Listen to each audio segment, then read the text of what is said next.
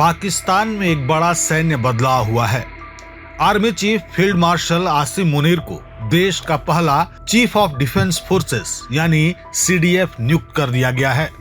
यह नियुक्ति प्रधानमंत्री शहबाज शरीफ की सिफारिश पर राष्ट्रपति आसिफ अली जरदारी के दफ्तर से जारी हुई। इसके साथ ही air chief marshal Zahid Ahmed Babar Sidhu को भी 2 साल का सेवा विस्तार मिला। यह फैसला पाकिस्तान की सैन्य संरचना में लंबे समय से चर्चा में चल रहे बदलावों को औपचारिक रूप से लागू करता है। राष्ट्रपति कार्यालय द्वारा सोशल मीडिया पर साझा किए गए नोटिफिकेशन के अनुसार आसिम मुनीर अब आर्मी चीफ और CDF दोनों पद एक साथ संभालेंगे और उनका नया कार्यकाल 5 साल का होगा। इससे वे पाकिस्तान के पहले ऐसे सैन्य अधिकारी बन गए हैं जिन्हें सेना के सबसे शक्तिशाली 2 पद एक साथ मिले हैं। इसे पाकिस्तान की सैन्य कमान के शीर्ष स्तर पर शक्ति के केंद्रीकरण के तौर पर देखा जा रहा है। पिछले महीने ही संसद ने 27वें संविधान संशोधन को पारित किया था, जिसके तहत CDF का नया पद बनाया गया। इस संशोधन का मकसद सैन्य कमान में एकरूपता लाना और संकट की स्थितियों में फैसलों को तेजी से लागू कराना बताया जाता है।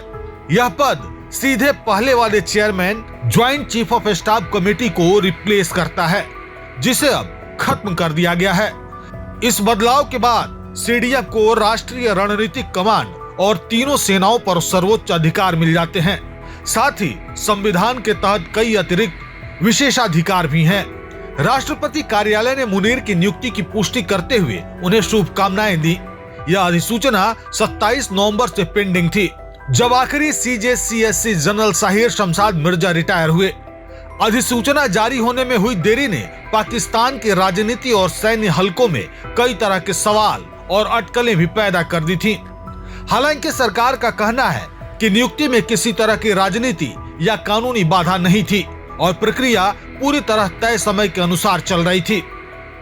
दूसरी ओर air chief marshal Zahid Ahmed Babar Sidhu की सेवा विस्तार को भी मंजूरी मिल गई है। उनका कार्यकाल मार्च 2026 से लागू होगा, जब उनका मौजूदा 5 साल का कार्यकाल पूरा होगा। इन दोनों फैसलों को एक साथ देखें तो पाकिस्तान की सैन्य संरचना में एक बड़ा और निर्णायक परिवर्तन दर्ज हो गया है। हालांकि बदलाव को लेकर पर्दे के पीछे राजनीतिक चर्चा की खबरें भी आती रहीं। कुछ रिपोर्ट्स में दावा किया गया कि PMLN नेतृत्व वरिष्ठ सैन्य नियुक्तियों और भविष्य की राजनीतिक व्यवस्था से जुड़े मुद्दों पर आश्वासन चाहता था, लेकिन सरकारी बयान इन आरोपों को नकारते हैं और कहते हैं कि प्रक्रिया सामान्य तरीके से हुई है। कुल मिलाकर आसिम मुनीर की CDF नियुक्ति और एयर चीफ के सेवा विस्तार के साथ पाकिस्तान की सैन्य कमान अब एक नए ढांचे में प्रवेश कर चुकी है, जिसे आने वाले समय में देश की सुरक्षा नीति और राजनीतिक संतुलन दोनों पर असर डालने वाला कदम माना जा रहा है।